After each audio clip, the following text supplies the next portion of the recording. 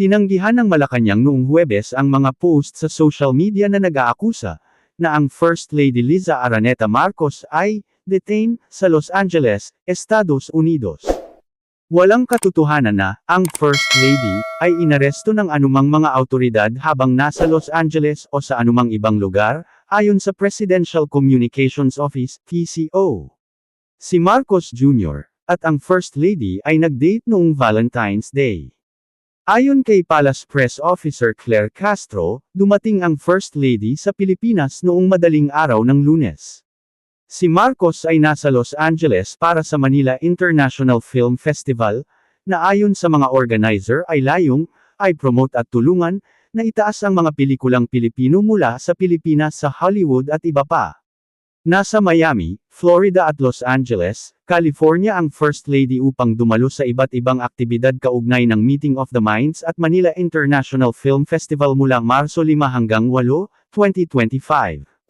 Noong Martes, 11 ng Marso, siya ang nanguna sa pag-turnover ng donasyon sa Girl Scout of the Philippines sa kanyang opisina sa Maynila, ayon sa kanyang post sa social media sa Facebook.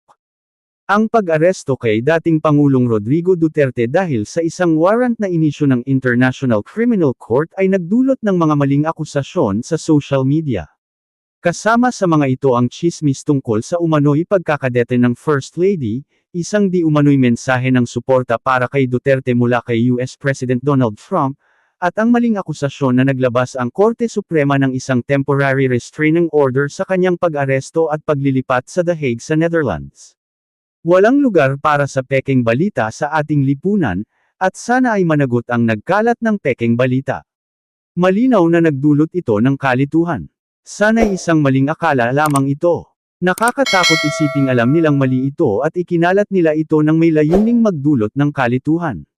Nagbabala rin ang National Bureau of Investigation, NBI, noong Huwebes laban sa mga vloggers at online trolls na nagkalat ng mga rumor tungkol sa umano'y pag-aresto sa First Lady.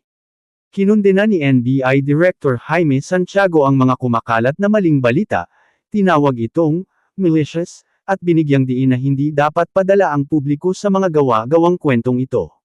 Alam mo, nakakagulat itong ganitong klaseng fake news. Imbes na maging maayos ang mga bagay, gumagawa sila ng ibang kwento. Hindi ko maintindihan kung anong layunin nila. Binigyang diin niya na ang presensya ng First Lady sa Pilipinas ay nakumpirma na kahit bago pa man kumalat ang mga rumor tungkol sa kanyang umano'y pag-aresto.